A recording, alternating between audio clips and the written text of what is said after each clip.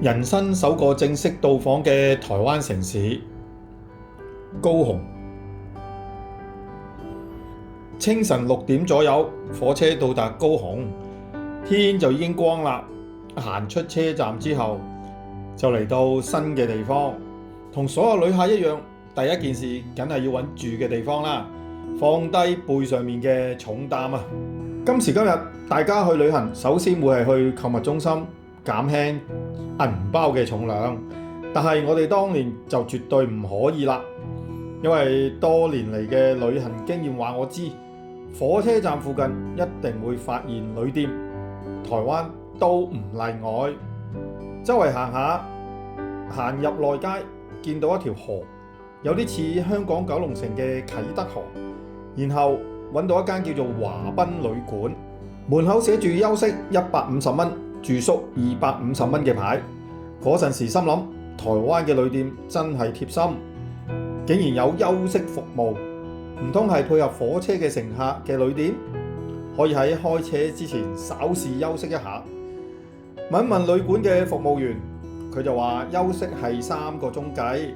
咁我就計劃，如果行攰咗，又或者等下一班火車之前，都可以喺呢度瞓翻1-2個鐘喎。初生之犢年少無知，後來梗係知道乜嘢叫做休息啦，即係香港嘅時鐘酒店啊嘛。華賓旅館嘅接待員溫柔咁講，250蚊嘅房已經客滿，只剩低350蚊嘅房。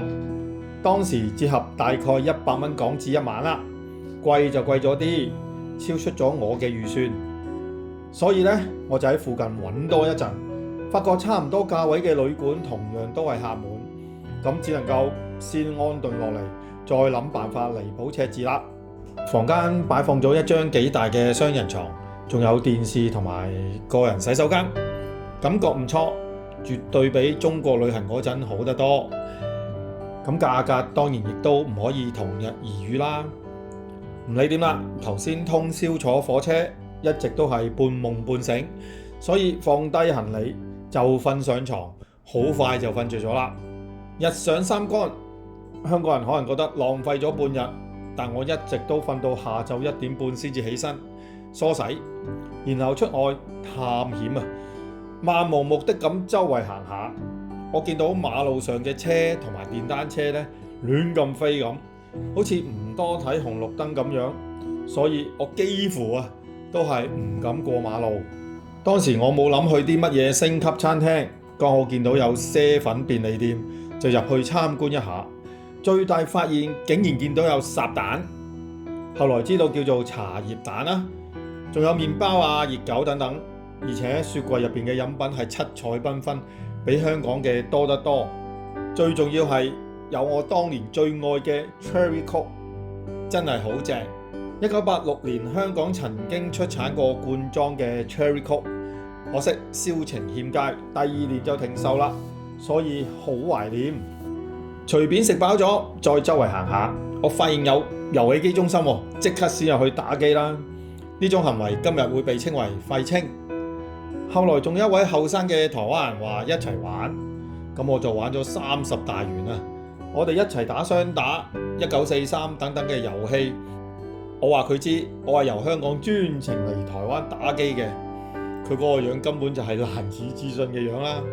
講到打機，台灣比香港貴啦。當時香港機鋪1蚊一鋪，台灣就5蚊台幣一鋪，即係大概港幣個半到啦一鋪。咁所以呢，台灣係貴少少啦。同時玩嘅遊戲亦都差唔多，證明先進程度就同香港差唔多啦。好啦，呢一集就分享到呢度，下集再見，拜拜。如果大家喜歡我們的頻道，記得幫我們按讚、訂閱還有分享哦。